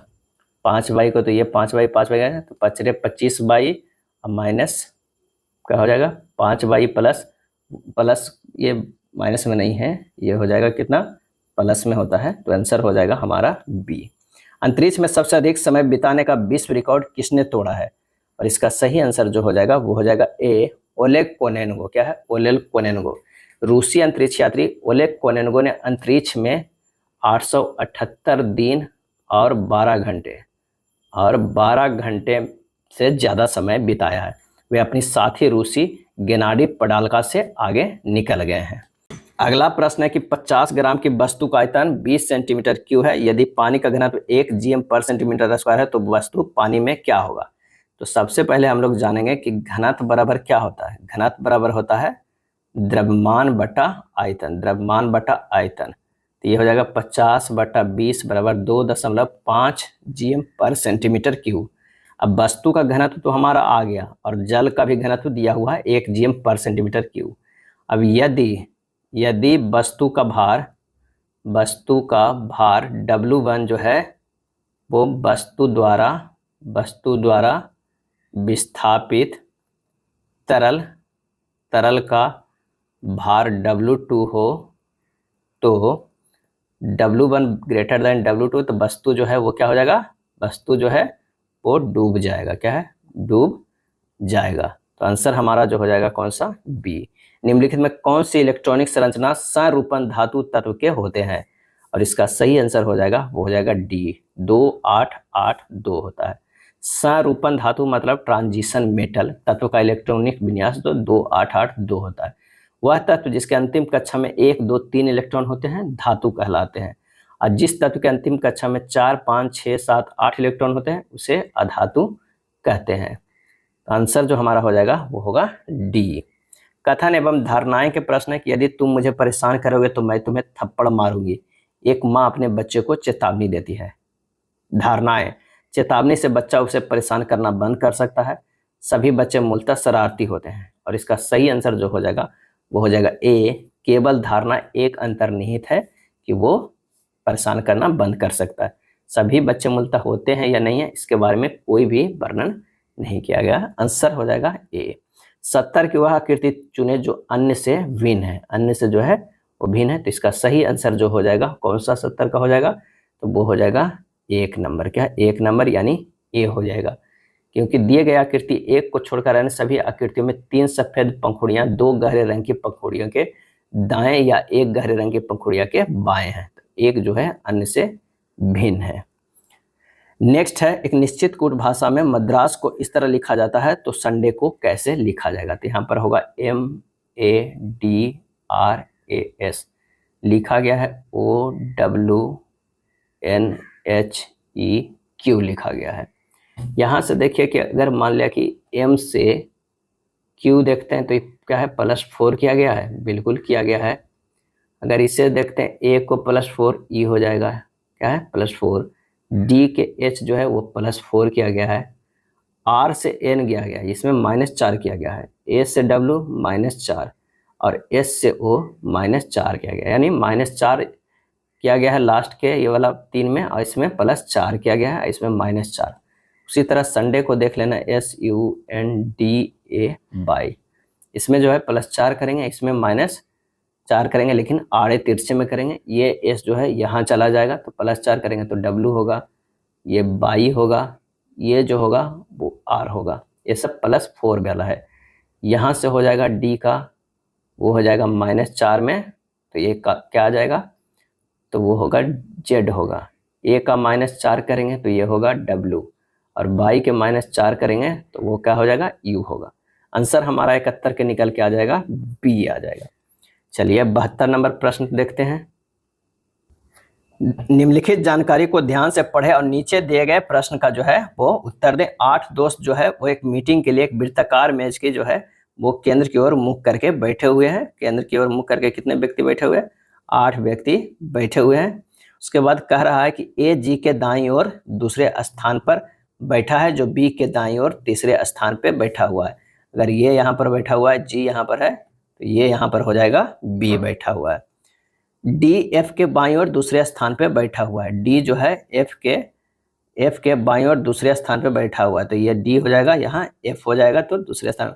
और जी और ए के बीच में बैठा है, जी और ए के बीच में बैठा है, तो यहाँ हो जाएगा कौन सा, सॉरी, जी और ये हो जाएगा, जी और ए के बैठा हुआ है कौन है, एफ बैठा हुआ है, और ये डी हो जाएगा। सी बी या ई के बगल में नहीं बैठा है। सी जो है बी या ई के बगल में नहीं बैठा हुआ है, तो यहाँ पर अगर ई हो जाएगा तो सी बगल में यहाँ पर हो जाएगा, क्या होगा, यहाँ पर यहाँ हो जाएगा एच हो जाएगा। तो बी के ठीक बाईं ओर कौन बैठा हुआ है, बी के ठीक बाईं ओर एच बैठा हुआ है। आंसर हमारा हो जाएगा कौन सा, डी हो जाएगा। 6 टीम है, क्या है, 6 टीम है। 2019 में उनके द्वारा जीते गए मैचों के संख्या के आधार पर तुलना की गई है। डीडी ने आरआर और आरसीबी से अधिक मैच जीते हैं। यहाँ जो है वो डीडी ने अधिक मैच जीते हैं आरआर से, और किससे जीते हैं, आरसीबी से। लेकिन एमआई तथा सीएसके से कम मैच जीते हैं, यानी एमआई और सीएसके से कम मैच जीते हैं। केकेआर ने एमआई से अधिक मैच जीते हैं। केकेआर जो है वो क्या है, एमआई से अधिक मैच जीते हैं, लेकिन सीएस से कम मैच जीते हैं। क्या है, सीएस के से कम मैच जीते हैं। तो यहाँ हो जाएगा सबसे ज़्यादा सीएस के, उसके बाद केकेआर, उसके बाद एमआई, उसके बाद जो है वो डीडी। आरआर और आरसीबी के बारे में कुछ भी नहीं कहा गया, तो किसने सर्वाधिक मैच जीते हैं, तो वो हो जाएगा सीएस के। क्या है, सीएस के। आंसर जो हमारा हो जाएगा वो कौन सा हो जाएगा, ए हो जाएगा। क्या है, ए हो जाएगा। चलिए कार्यवाही देखते हैं कि भविष्य में ऐसी समस्याओं से बचने के लिए उसे तुरंत समय प्रबंधन की कोई पुस्तक पढ़नी चाहिए। दूसरा, उसे अपने समय का कुशलतापूर्वक प्रबंधन करना चाहिए और बिना विलंब किए अपनी परियोजना को शुरू कर देना चाहिए। तीसरा, उसे पहले अपनी परियोजना को लेआउट बनाना चाहिए और फिर उसे लेआउट बनाना चाहिए और लेआउट को पालन करना शुरू कर देना चाहिए। किसके बारे में कहा है कि राहुल को किसी परियोजना को समय समाप्त होने में केवल 2 दिन शेष है और उसने अभी तक अपनी परियोजना पर कार्य करना आरंभ नहीं किया है। इस पे ये कार्रवाई किया गया है। इसमें से कौन सा कार्रवाई सही हो जाएगा, इसका सही आंसर जो हो जाएगा वो कौन सा होगा, तो कार्यवाही 2 और 3 दोनों सही है, क्योंकि कुशलतापूर्वक प्रबंधन करना चाहिए और बिना विलंब किए परियोजना को शुरू कर देना चाहिए। क्या ऑलरेडी 2 ही दिन शेष बच रहा है, और उसे लेआउट बनाना चाहिए और उसी लेआउट को पालन करना शुरू करना चाहिए। तो आंसर हो जाएगा 74 का ए। 75 में कह रहा है कि उस अक्षरांकित समूह का चयन कीजिए जो दी गई श्रृंखला में प्रश्न चिन्ह के स्थान पर आ सकता है। तो यहाँ से देखते हैं कि बी से जी गया है +5 है, जी से एल गया है +5 है, एल से क्यू गया है +5 है, और क्यू से जो +5 करेंगे तो हमारा भी आएगा। क्या है, भी आएगा। भी हमारा जो है वो आएगा। यहाँ से देखिए 2 से क्या है 3 गया है, 2 से 3, 3 से 5, 5 से 7 और 7 से क्या हो जाएगा, 7 से हमारा क्या आएगा वो देखना है। तो 7 से आएगा 11, क्योंकि यहाँ पर जो है अभाज्य संख्या लिखा गया। 2, 3 जो है 5, 7, 9 तो भाज्य हो जा रहा है, 11 होगा। तो आंसर हमारा कौन सा हो जाएगा, शुरुआत का भी है लास्ट 11 है, तो इसी से मिल जा रहा है डी हो जाएगा। 20 सूत्री कार्यक्रम डीपीपी किस वर्ष किया गया था, और इसका सही आंसर हो जाएगा ऑप्शन बी 1975 ईस्वी में। 20 सूत्री कार्यक्रम जो है वर्ष 1975 में किया गया था। 20 सूत्री कार्यक्रम जो है 20 पॉइंट प्रोग्राम टीपीपी दूसरी केंद्रीय योजना है जिसकी शुरुआत 1975 में की गई थी। 20 सूत्री कार्यक्रम की शुरुआत केंद्रीय तथा राज्य सरकार द्वारा कार्यान्वित अनेक योजनाओं को समन्वित तथा गहन नियंत्रण के लिए किया गया था। भारतीय राष्ट्रीय कांग्रेस के अध्यक्ष निर्वाचित होने वाला प्रथम यूरोपीय कौन थे, तो वो थे, आंसर बी हो जाएगा जॉर्ज यूले। क्या है, जॉर्ज यूले। 1889 ईस्वी में कांग्रेस का अधिवेशन बंबई में विलियम वेडरबर्न की अध्यक्षता में हुआ था, और 1888 ईस्वी में इलाहाबाद की अध्यक्षता जो किए थे जॉर्ज यूले ने किए थे, कि जॉर्ज यूले ने। और 1894 में कांग्रेस अधिवेशन मद्रास में अल्फ्रेड वेब की अध्यक्षता में हुआ था। नेक्स्ट है, तीरंदाजी लक्ष्य पर एक रिंग खाली स्थान आंतरिक रिंग होती है, और इसका सही आंसर हो जाएगा वो हो जाएगा ए 10वीं। तीरंदाजी लक्ष्य पर एक रिंग 10वीं आंतरिक रिंग होती है।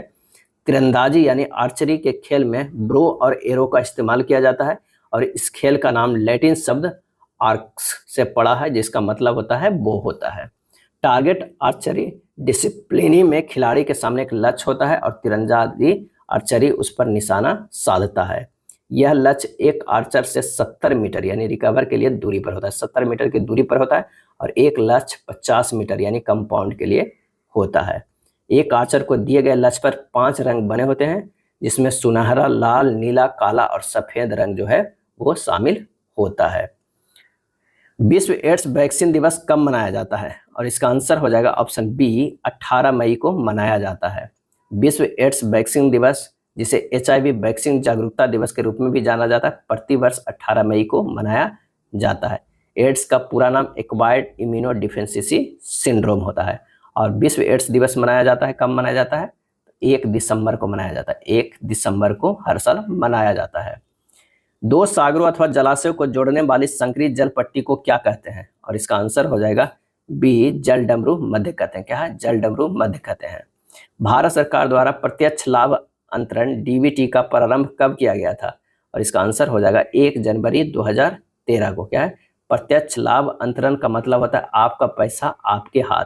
गरीबी उन्मूलन के लिए केंद्र सरकार का एक महत्वाकांक्षी जो है ये कार्यक्रम है। यूरोप में यूरो मुद्रा, उभयनिष्ठ यूरोपीय मुद्रा को कब अपनाया गया था, यूरोप में यूरो मुद्रा। इसका सही आंसर जो हो जाएगा वो जनवरी 1999 में अपनाया गया था। यूरो मुद्रा यूरोपीय देश के 28 में से 20 सदस्य अपनाए हुए हैं। क्रोएशिया 1 जनवरी 2023 यूरो मुद्रा अपनाने वाला 20वां देश हो गया है। अमेरिकी डॉलर के बाद यूरो दुनिया में दूसरी सबसे ज्यादा जो है प्रचलन वाली मुद्रा है। यूरो नाम आधिकारिक रूप से 16 दिसंबर 1995 को अपनाया गया था। 999 के पावर क्यू का मान ज्ञात कीजिए। इसका जो आंसर हो जाएगा वो हो जाएगा कौन सा, तो बी हो जाएगा। ये कैसे इतना बड़ा इसे हल करेंगे, तो 999 के क्यू को हम लिख सकते हैं 1000 माइनस 1 के क्यू। तो इसे क्या है, फिर a माइनस बी के होल क्यू पर इसे क्या करना है, तोड़ दीजिएगा। तब जो हमारा आंसर जो आएगा वो आ जाएगा कौन सा, बी आ जाएगा। नेक्स्ट है समीकरण √3x² माइनस 8x प्लस 5 √3 बराबर 0 के मूल ज्ञात करना है। इतना का जो है वो मूल ज्ञात करना, तो इसे लिख सकते हैं √3x² minus 5x minus 3x plus 5 √3 बराबर 0। x कॉमन ले लेंगे, √3x माइनस 5 माइनस √3 कॉमन ले लेंगे, √3x माइनस 5 इक्वल टू 0। ये हो जाएगा x minus √3 into √3x minus 5 बराबर 0। x बराबर तो एक आएगा √3 और दूसरा आएगा √3x माइनस 5 बराबर 0, तो x बराबर 5/√3। आंसर हमारा जो हो जाएगा वो डी हो जाएगा। 3 अलग अलग चौराहों पर यातायात संकेत क्रमशः प्रत्येक 45 सेकंड, 75 सेकंड और 90 सेकंड के बाद बदलते हैं। यदि वे सभी 9:30 बजे एक साथ बदलते हैं तो अगली बार कितने बजे एक साथ बदलेंगे, तो 45, 75 और 90 के एलसीएम ले लेना है। एलसीएम जो आएगा वो कितना आएगा, 450 सेकेंड आएगा, क्या है, सेकेंड हो जाएगा। 450 को अगर हम भागा दे देंगे 60 से, तो ये हो गया कितना, तो 3 दूना 15 या 45, यानी 7.5 मिनट के बाद होगा, 7.5 मिनट होगा, यानी 9:30 हो गया, तो 9:37 और 30 सेकंड में ये क्या है, बदलेगा। आंसर हमारा जो हो जाएगा वो सी हो जाएगा। 5/6, 7/8, 11/12, 13/16 में सबसे छोटी और सबसे बड़ी भिन्न के बीच का हमें अंतर ज्ञात करना है। तो यहाँ क्या कीजिए, हरों का लसा ले लीजिए। अगर हर को लीजिएगा लसा तो कितना आएगा, 48 आएगा। 6, 8, 12, 16 का कितना आएगा, 48 आएगा। अब हर को क्या है ना, समान कर दीजिए ताकि हमें पता चल जाएगा कि कौन बड़ा है। एक को नीचे वाला को जो है वो समान कर देते हैं, तो ये हो जाएगा 48 होगा, 8 6 48, यानी 8 5 40 बटा ये 48 होगा, ये 42/48 होगा, ये 44 बटा जो है 48 होगा, ये 39/48 होगा। हर यहाँ नीचे वाला जो है सब समान है, तो जो सबसे बड़ा है अंश वही सबसे बड़ी संख्या होगा। तो इसमें बड़ा जो है सबसे ज़्यादा कौन है, वो 44 वाला है। 44 जो तीसरा क्या था, 11/12। और क्या करें, सबसे बड़ी भिन्न और सबसे छोटी का अंतर है। सबसे छोटी भिन्न कौन है, तो 39/48 यानी 13/16 है। इन दोनों के बीच में जो निकाल देना है कितना, 11/12 माइनस 13/16 के अंतर, तो ये हो जाएगा 48। तो ये 4 11 44 माइनस 16 48, तो ये हो जाएगा 39, हो जाएगा 5/48। आंसर हमारा हो जाएगा 5/48 सी। निम्नलिखित आंकड़ों का माध्य ज्ञात करना है। आंकड़ों को तो सभी के जोड़ के 5 से डिवाइड कर दीजिए, आ जाएगा 46/5 यानी 9.2। आंसर कौन सा हो जाएगा, बी हो जाएगा। बिंदु के -4 से गुजरने वाली कोई रेखा x अक्ष तथा y अक्ष के क्रमशः 1 0 0 2 पर काटे तो k का मान जो है वो क्या हो जाएगा। कह रहा है कि इस तरह काट रहा है, यहाँ पर है b बराबर 1 0 और यहाँ पर है 0 2 और c जो यहाँ काट रहा है वो क्या हो जाएगा, k1 और -4 हो रहा है c। यही हमें निकालना है कि दो बिंदुओं के से गुजरने वाली सरल रेखा के समीकरण होता है y माइनस y1 बराबर y1 माइनस y2 बटा x1 minus x2 into x minus x1। अब बिंदु 0 2 और 1 0 से गुजरने वाली सरल रेखा का समीकरण क्या होगा, y माइनस 0 बराबर 0 माइनस 2 बटा 1 माइनस 0 इंटू x माइनस 1 हो जाएगा। जब इसे सोल्व करेंगे तो हमारा आ जाएगा कितना, 2x प्लस y बराबर 2 आ जाएगा। 2x प्लस y बराबर 2 बिंदु k -4 से गुजरेगी। ये कहाँ से गुजरेगी, k और -4 से गुजरेगी। तो आइए यहाँ पर रख देते हैं, ये हो जाएगा 2 इंटू k -4 बराबर 2, 2k बराबर जो हो जाएगा 6, k बराबर जो आएगा 3। आंसर हमारा जो हो जाएगा k का मान वो 3 आ जाएगा। चलिए 89 नंबर प्रश्न जो है वो क्या हो जाएगा, 89 कि दो खंबे x मीटरों की दूरी पर है, उनमें से एक की ऊंचाई दूसरी की दुगनी है, तदनुसार यदि उनके तलों को जोड़ने वाली रेखा के मध्य बिंदु से एक पर्यवेक्षक उनके शीर्षों के उन्नयन कोण परस्पर पूरक बनाता है तो छोटे खंभों की ऊंचाई जो है वो कितने मीटर है। तो आइए इसे सोल्व करते हैं। प्रश्न के अनुसार फिगर ड्रॉ कर दिया गया है। त्रिभुज ए बी ई में, त्रिभुज ए बी और इस पॉइंट पे जो है वो ई पॉइंट है, ए बी ई में tan 90 डिग्री माइनस थीटा बराबर 2h बटा एक्स, यानी x/2 तो 4h बटा कितना हो गया, x हो जाएगा। cot थीटा बराबर हो जाएगा 4h बटा एक्स, tan थीटा बराबर होगा x बटा 4h होगा। और त्रिभुज DCE में क्या हो जाएगा, tan थीटा बराबर h/x/2 यानी हो जाएगा 2h बटा x हो जाएगा। ये समीकरण जो है वो 2 है और ये समीकरण क्या है, समीकरण ये वाला हमारा होगा, ये 1 है और ये 2 हो गया। दोनों tan थीटा को निकाले। अब यहाँ क्या करना है कि दोनों को बराबर कर देना है। तो ये हो गया, बराबर करने पे x बटा 4h बराबर 2h बटा x है। तो यहाँ से h स्क्वायर बराबर हो जाएगा x² बटा 8, h बराबर होगा √x² बटा 8 यानी x/2√2 हो जाएगा। यानी खंबे की ऊंचाई जो कितनी है, x/2√2। आंसर हमारा जो है 89 के ए हो जाएगा। किसी आवृत्ति वितरण का माध्यक तथा बहुलक जो है वो क्रमशः 26 तथा 29 है, तो माध्य क्या होगा, माध्य क्या होगा। एक फार्मूला है जो काफ़ी इम्पोर्टेंट है, वो कौन सा है, तो माध्य माइनस बहुलक बराबर 3 गुना माध्य माइनस माध्यक होता है। ये जो है काफ़ी इम्पोर्टेंट है। यहाँ से 2 माध्य बराबर हो जाएगा 3 माध्यक माइनस बहुलक। माध्य बराबर आ जाएगा 3 माध्यक माइनस बहुलक बटा 2 हो जाएगा। मान रख दीजिए 3 गुना 26 माइनस 29 बटा 2 यानी 24.5। आंसर कितना हो जाएगा, बी हो जाएगा, 90 के बी। 91 नंबर प्रश्न है, किस फल में असली यानी ट्रू तथा नकली फलों के गुण सम्मिलित है, और इसका आंसर हो जाएगा काजू। काजू जो है, जब फल का विकास अंडाशय के अलावा पुष्प के अन्य भाग जैसे पुष्पासन, बाह्यदल आदि से होता है तो ऐसे फल को आभासी फल कहते हैं, जैसे सेब, अमरूद, नाशपाती, अमरूद, कटहल, लीची आदि। तो आंसर हमारा हो जाएगा काजू। जिगर लीवर में ग्लूकोज से ग्लाइकोजन के संश्लेषण को प्रेरित करने वाला प्रमुख हार्मोन किसके द्वारा स्रावित होता है, और इसका आंसर हो जाएगा सी, अग्न्याशय के द्वारा होता है। क्या है, अग्न्याशय के द्वारा। अग्न्याशय गुलाबी रंग की जो है वो ग्रंथि होता है, यह हल्का क्षारीय होता है जिसका पीएच मान 7.7 होता है।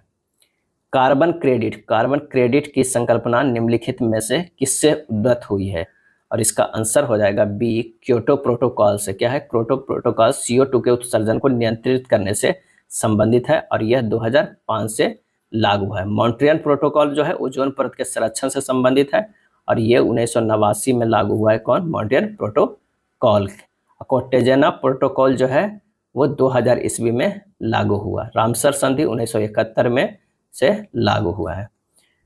यदि 19 दिसंबर 1992 को शनिवार है तो 22 दिसंबर 2009 को सप्ताह का कौन सा दिन होगा। 19 दिसंबर 1992 के शनिवार, तो 22 दिसंबर 2009 के क्या होगा, 19 दिसंबर 1992 से लेके 19 दिसंबर क्या है 2009 तक का विषम दिन निकालना होगा। तो संख्या जो हमारा हो जाएगा वो क्या हो जाएगा, 17 साल हो गया प्लस 4 लीप ईयर हो गया, 21/7 कर देंगे, ये हो जाएगा 0। अब 19 दिसंबर जो है निकल गया, क्या है 19 दिसंबर 2009 निकल गया है, जो कि कितना है, शनिवार है। शनिवार प्लस 0 जो हो गया वो शनिवार ही होगा।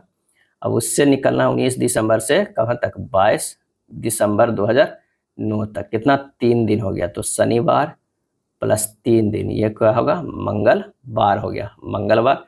तो आंसर जो हो जाएगा ऑप्शन बी हो जाएगा। अक्षर समूह के उस युग्म को चुनिए जो पैटर्न को अनुसरण करता है। जो नीचे दिए गए अक्षर समूह के युग्म को 2 समुच्चयों द्वारा किया जाता है। अक्षर समूह के दोनों युग्मों को समान पैटर्न का अनुसरण करते हैं। तो यहाँ जो देख रहे हैं कि F से जो है वो क्या है, D गया है, तो ये -2, जे से एच क्या है -2 और एम से किया गया है -2, इसमें भी है -2 है, तो कौन सा सही हो जाएगा? एन से जो है एल गया है -2, टी से आर गया है -2 और डब्ल्यू से यू गया है -2। आंसर हमारा सी हो जाएगा। 96 में अंग्रेजी वर्णमाला क्रम के आधार पर दी गई श्रृंखला में प्रश्न चिन्ह के स्थान पर क्या आना चाहिए?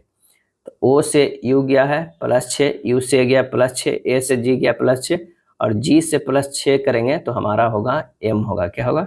एम होगा। सी से जी गया है, ये है +4 और जी से के गया है +4 है, के से ओ गया है +4 है, ओ से +4 करेंगे तो ये होगा एस होगा। क्या है? एस होगा। तो हमारा आंसर जो हो जाएगा वो ए आ जाएगा। निश्चित कूट भाषा में 10 को लिखा जाता है इस तरह, तो पेनेट को इस तरह लिखा जाता है। उसी कुछ भाषा में टी को कैसे लिखा जाएगा? तो यहाँ जो हम हैं टी को देखते हैं कि कौन सा एक दूसरे से मिलता जुलता है। ये नहीं है, मतलब कि DETAIN और एक है PAINED है। यहाँ पर जो है वो ई और ई मिल जा रहा है, डी और डी मिल रहा है, ए भी मिल रहा है, ए भी मिल रहा है, आई भी मिल रहा है, आई भी मिल रहा है, एन भी मिल रहा है, एन भी मिल रहा है। टी जो है वो नहीं मिल रहा है, पी नहीं मिल रहा है। इन दोनों अक्षर में देखते हैं कि कौन नहीं भी है। तो यहाँ पर 7 मिल रहा है, यहाँ पर भी 7 है, यहाँ पर 4 है, यहाँ पर 4 है, यहाँ पर 5 है, यहाँ पर 5 है, यहाँ पर 8 है, यहाँ पर 8 है, यहाँ पर 2 है, यहाँ पर 2। इसमें जो है 9 जो होगा टी का और 3 जो होगा पी का, यानी टी का आ गया 9 और पी का हो गया कौन सा? 3 हो जाए। कौन 3 तो मैच कर रहा है, नहीं मिल रहा, 3 मिल नहीं रहा है तो हो जाएगा 3। आंसर जो हमारा हो जाएगा वो कौन सा हो जाएगा? तो आंसर हो जाएगा सी, 9 हो जाएगा। क्या है? 9 हो जाएगा। 98 नंबर प्रश्न देखते हैं। एक निश्चित कूट भाषा में इतना दिया है तो उपरोक्त के आधार पर इसमें से एम का ओ से क्या संबंध है? एम का ओ से क्या संबंध है? आइए एक एक कर बनाते हैं।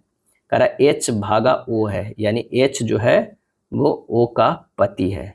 एच जो है वो क्या है? ओ का पति है। एच जो है ओ का पति है। उसके बाद कह रहा ओ प्लस ए, ओ प्लस ए, ओ जो है ए की बेटी है, वो जो है ए की बेटी है, ये हो जाएगा बेटी, ए की बेटी हो जाएगी। उसके बाद कह रहा है A-1, ए जो है बी का भाई है, ए जो है ये भाई है किसका? एम, सॉरी A-M जो है वो एम का भाई है। M+N वाला जो हो जाएगा वो एम जो है वो क्या है? बेटी है किसका? एन का। तो ये हो गया बेटी है जो एन का। तो कह रहा है एम और ओ में क्या रिलेशन है? एम और ओ में क्या है? एम जो है इसके भाई के बेटी, भाई की बेटी क्या लगेगा? तो वो लगेगी बुआ। क्या है? बुआ। एम का ओ से कर रहा है, ओ को देखना है, ओ देखेगा ये, तो ओ जो है अपने पिता के बहन कौन लगेगा? बुआ लगेगा, पिता की बहन। आंसर जो हो जाएगा 98 के बी हो जाएगा। चलिए 99 नंबर प्रश्न देखते हैं कि अंग्रेजी वर्णमाला क्रम में दिए गए अक्षरों के बीच एक निश्चित संबंध है। आइए संबंध के अनुसार हमें देखना है कि KMIH किससे संबंध रखता है। तो ई से जो है +8 करते हैं तो एम आता है, जी से +8 करते हैं तो ओ जाता है, सी से +8 के करते हैं, बी से +8 करते हैं तो जे गया है। यानी सब में जो है ये +8 किया गया है। तो यहाँ भी +8 कर देते हैं, KMIS से ई +8 करेंगे तो ये हमारा होगा एस, इससे +8 करेंगे तो ये होगा यू, इससे +8 करेंगे तो होगा क्यू, इससे +8 करेंगे तो होगा पी। आंसर जो हमारा हो जाएगा वो बी हो जाएगा। एक निश्चित कूट भाषा में प्रिंट को इतना लिखा जाता है और नाइट्रो को यहाँ इतना लिखा जाता है, उसी कूट भाषा में ओ को कैसे लिखा जाएगा? इससे जो पहले प्रश्न बना है उसी के अनुसार है। यहाँ पर जो देखना है कि एन है, टी है, आई है, आर है, बच गया पी और ओ। इसमें सम्मिलित में है 3 है, बिल्कुल 3 है, 6 है, 6 भी नहीं है, यहाँ पर क्या है? 8 है, 7 है, 2 है, बच गया क्या है? 6। तो 6 जो बचा है ओ के लिए बचा है 6 और इसके लिए जो बचा है, किसके लिए बचा है? ये तीनों 4 जो बचा है किसके लिए बचा है? तो यहाँ पर हो जाएगा एन, इसमें तो है ये NITR बचा है, आर जो बचा है वो 4, ओ का ही पूछ रहा है तो हमारा जो आ गया आंसर ए आ गया। तो ओ का जो होगा 6 कोड होगा। ये था आरआरबी एनटीपीसी का प्रैक्टिस सेट। वीडियो अच्छा लगा तो लाइक एंड शेयर कर दीजिएगा। धन्यवाद।